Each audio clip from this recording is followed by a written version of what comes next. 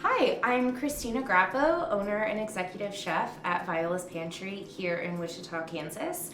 I do artisanal Italian food, so homemade pastas, sauces, fresh focaccias, and then I also offer cooking classes.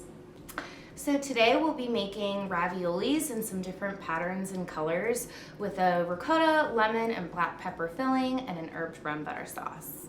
Okay, so in order to do the colored and patterned pastas, we're gonna have to make 3 different doughs. So we'll start by making our green dough, which will act as obviously one of our colors. So every single thing that I do to color our doughs are all natural. So this is just blanched and pureed spinach. Blanching just means that you boil it super quickly and then put it in an ice bath to quickly stop the cooking. And it just helps it have a more vibrant color. And basically every pasta is the mixture of 2 things, flour and moisture of some kind. And so today we're going to use 2 different types of flour. The first is a double O flour. The double O refers to how finely it's milled. So this is an Italian flour that's milled super finely and is really great for pastas and pizza dough and stuff like that. This is a semolina flour. It has a little bit of a coarser texture, and this is used because it has a very high gluten content. And when it comes to making pastas that have to hold the weight of a filling like a ravioli, we're really going to need more gluten in the pasta to add as kind of like the protein structure of the dough. Then we have the eggs, which also adds more protein, and then moisture from the puree as well.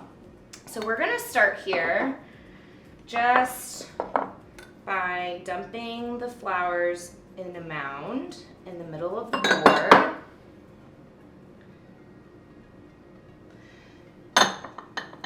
I like to just mix those up just as well as you can.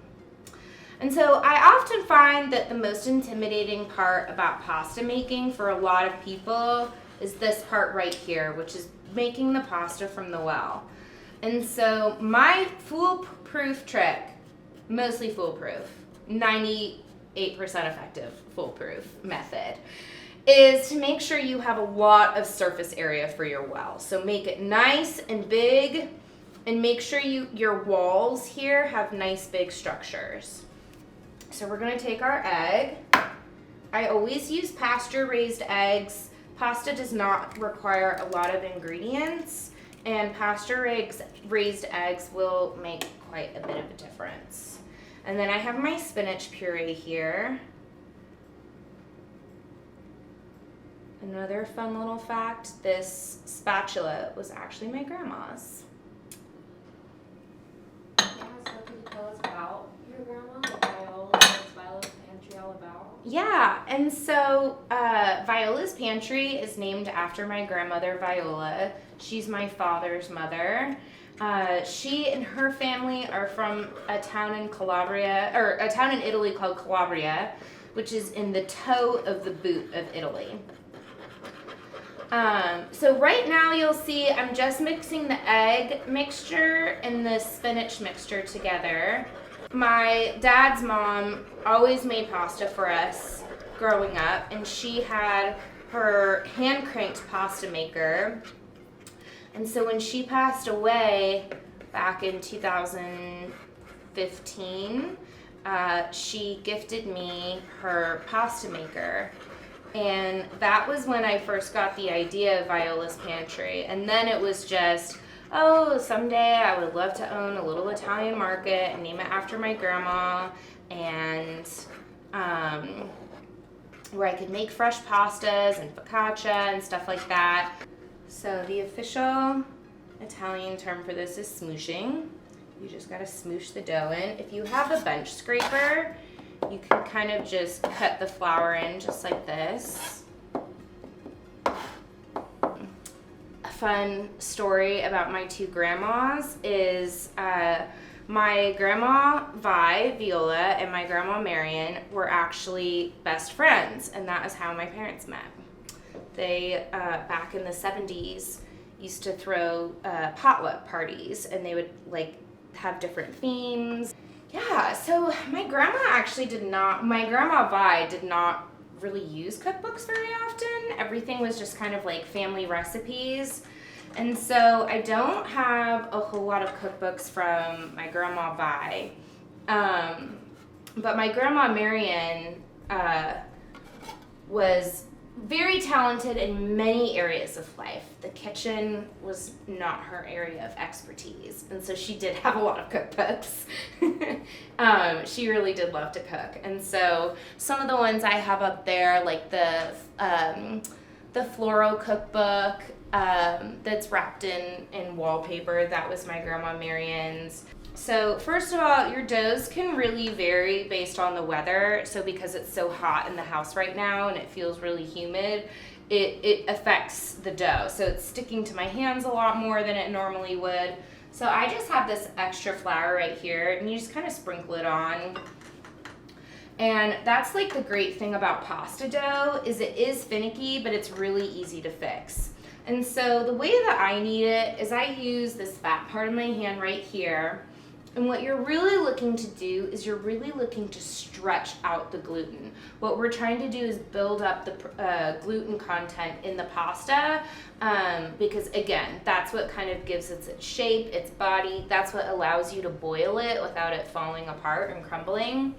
And so the way that we do that is we take this and then we stretch it, and we pull it like that, and then fold it over, and then pull it and fold it. What we're looking for is for it to bounce right back up, which we're almost there. As you'll see, it kind of came up rather quickly, but it could still use a couple more turns. I would say that the biggest mistake that people probably make when making their pasta doughs is not kneading them enough. And the great thing about pasta dough, unlike cookie dough or a pie dough, if you're making a pie crust or anything like that, is you can't really over knead pasta dough. If you start to over knead it, you'll notice it just gets really hard. You see right now it's very malleable. I can like stretch it, pull it, whatever. When it gets over kneaded, it just gets really, really difficult to maneuver. And so what you do if you get to that point is you just let it rest for maybe a half an hour to an hour, and all of those gluten structures will start to relax a little bit, and then it'll become really pliable again. And so you can't really, like I said, you can't really over knead it. If it's too wet, you add flour. If it's too dry, you add water. It's really a very forgiving process. And so now, see, it just kind of pops right back up. So that's our first dough. Okay, so once you have your dough all set here, one of the really important things about pasta making is making sure that your dough never dries out. Again, moisture control is kind of the biggest finicky thing about making your pasta. So the way that I like to do that is I like to seal it in with some olive oil. If you watch some stuff on Instagram, you'll also see people like using saran wrap, but I like using olive oil because it's a plastic-free way of ensuring that your pasta dough doesn't dry out. And so now we're gonna work on the beet dough. And so this one will give us kind of a bright red / pink magenta-y color. And I'm gonna start the exact same way. We're gonna do it the exact same way we did the green dough.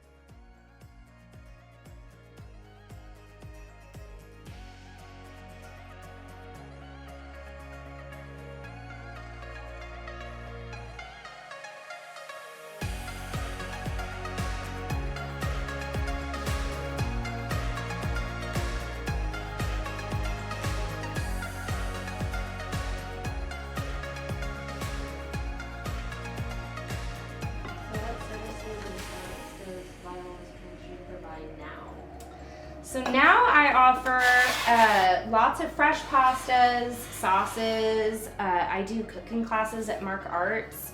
I'm going to start kids cooking classes here in just a little bit. And I'm hoping, my goal is to become kind of like an e-commerce Italian market where you can get lots of sauces, pastas, focaccias, different things mailed to you wherever you are in the United States. So that is the ultimate goal. And now we have our pink pasta. Okay, so now we're gonna do the mother dough. This will basically be the dough that we use for the main structure of the pasta. Again, it's the exact same process. We have our double O flour, our semolina flour, and then build our well.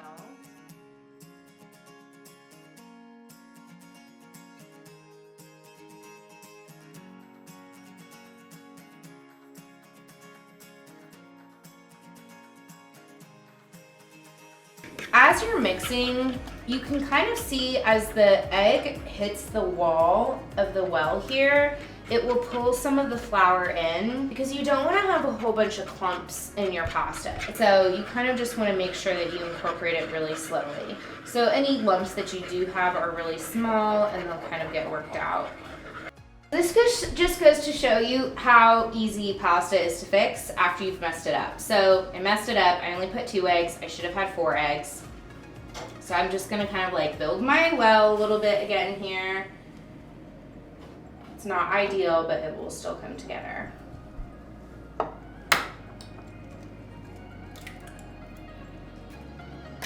Dough is basically what it would look like even if I started with the proper amount of eggs.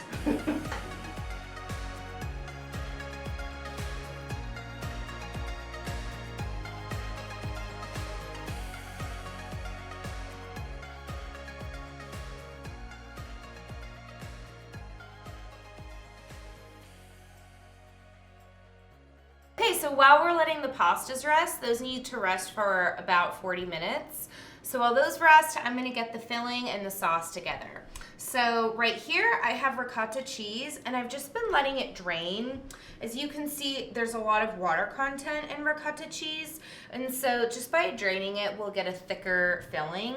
And so this is just like excess water. It's not anything bad. I'm just gonna wipe out this bowl real quick. And I just let it drain by putting a paper towel in my strainer. If you have a cheesecloth, that will also work well, but this is a great option so you don't have to go out and buy a cheesecloth. Okay, so the filling that we're making is a ricotta, lemon, and black pepper filling. This is my kind of standard filling that I do for most of my raviolis. It's super easy and it packs a ton of flavor. So I'm gonna start just by microplaning this lemon. Microplane is just the brand. I'm basically just zesting the lemon. So I'll do the zest of 1 lemon. Now I'm going to be using the Parmesan Reggiano. This comes from the Parma region of Italy. So I kind of just eyeball it. I do like 3 or 4 rough pinches and a little bit extra. Now I'm just going to use fresh cracked black pepper. And it doesn't even need salt because the Parmigiano Reggiano actually has a lot of that salt that we need. Now we just stir it up.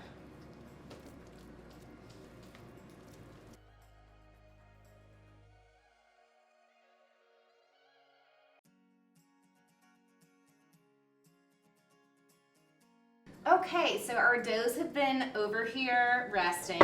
Our pasta water is on the stove boiling. And we're gonna start putting our raviolis together. So I have my mother dough here.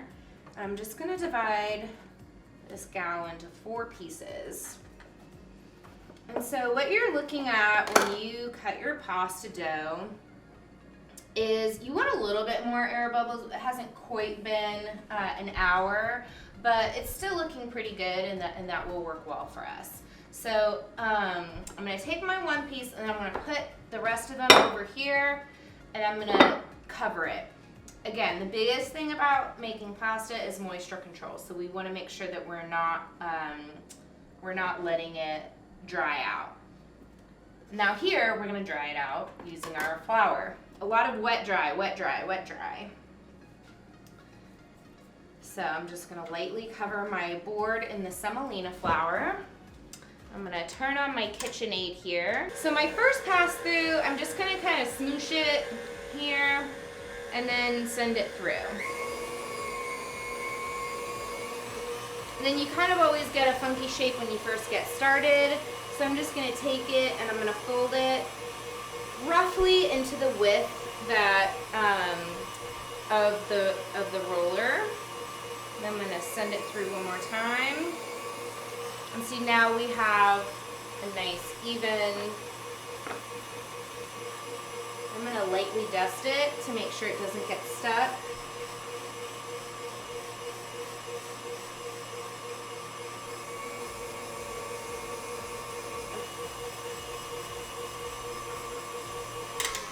So I have this long piece here. I'm just gonna cut it in half.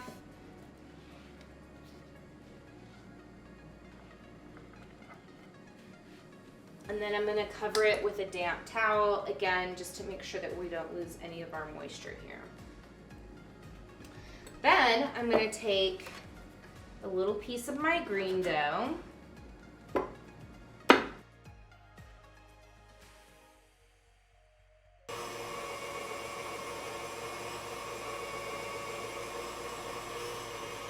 Okay.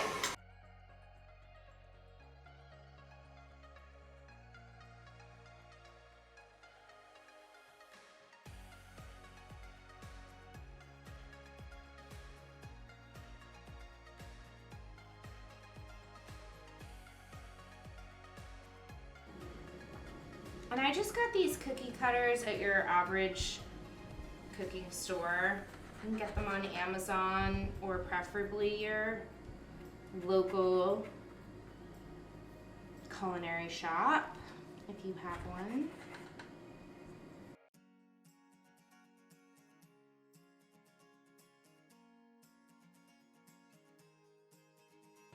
So we have this here. Place these flowers all over, and I'm gonna do like sticky side down, so the side that hasn't been touching the flour.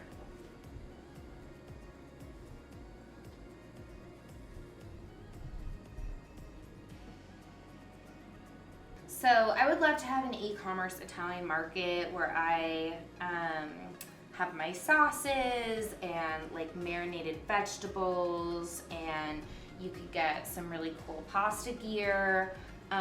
So like pasta attachments, cool wooden boards, all kind of made by local artisans. I think that would be my ultimate dream for Viola's Pantry. And then I could run my business from wherever, and then it would afford me to purchase a beautiful villa in Italy where I could bring all of my friends and family. That's my ultimate goal. Part of what I'm trying to do with Viola's Pantry too is really kind of spread la dolce vita, which is the Italian saying for the good life.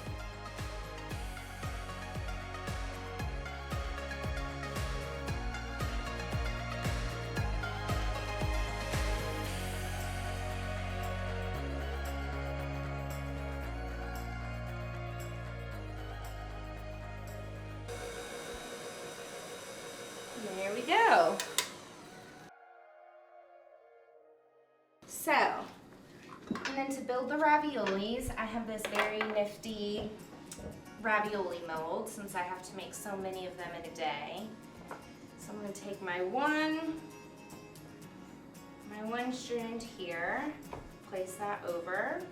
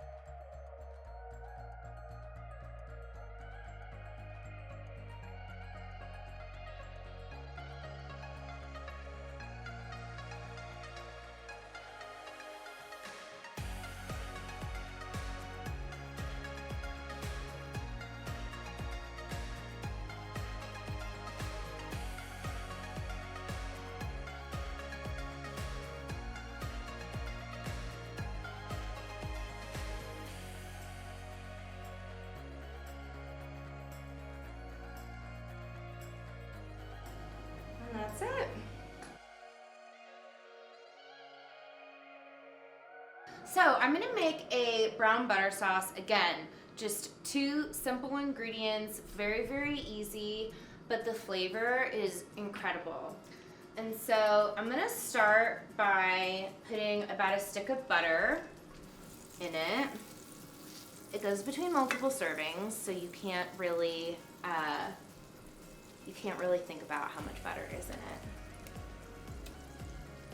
So I'm just gonna let that melt up. I'll assist it here by breaking it up a little bit.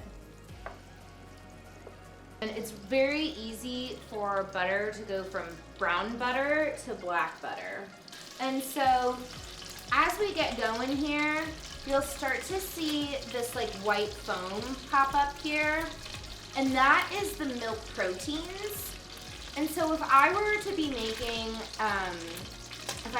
making ghee or clarified butter right now, I would just take that white part and I would skim that off with a spoon, and what you're left with is just the fat underneath. But what I'm doing is I'm doing brown butter. So what that is it's gonna lightly toast the milk proteins. And so you'll see here it kind of starts bubbling, then it'll start to foam, and then we'll start to see these like little brown specks showing up at the bottom. If you can see there. I'm gonna let this go for just a little bit longer, and I'm gonna throw in my sage leaves. So this is basically how caramel is made. It's made using the exact same process and just adding some sugar into it. So now that I'm seeing some of these like brown spots show up, and you can kind of see the brown spots show up in the foam, I'm gonna turn off the heat and it'll continue to cook. But you can kind of see how it's turned into this like really beautiful golden brown color with some like brown speckles down below. And I'm gonna put that on a different burner too. This burner is still hot, so it'll continue to heat this up, and I wanna kind of stop the cooking. So I'm gonna put it on one of those, literally put it on the back burner. And we can go over to our pastas again now. So I'm just gonna salt our water here. These Italians say you should salt your water like the sea. It should taste like the ocean. So salt it a lot. I'm gonna pop this first batch of raviolis in. You can see that on the inside, there's still a little bit of like raw dough here. And so it's a little too al dente. You kind of have to push them down. They do get little air pockets sometimes. I try to push out all of the air. You want there to be a bite. You want your teeth to have to kind of like go through something. You don't want it to be soggy.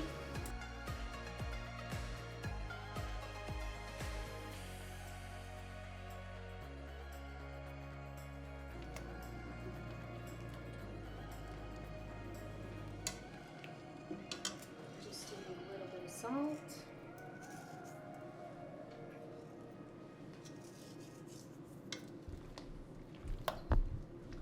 Okay, who's ready to try some pasta? Yeah. Heck yeah.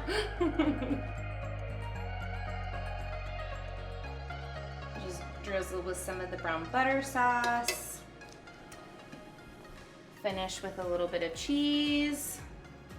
And there you have it. We have some ricotta, lemon, and black pepper raviolis with an herbed brown butter sauce. Part of what I'm trying to do with Viola's Pantry too is really kind of spread la dolce vita, which is the Italian saying for the good life, which consists of lots of fabulous meals, lots of time with family, plenty of time to rest. This would be really important for me.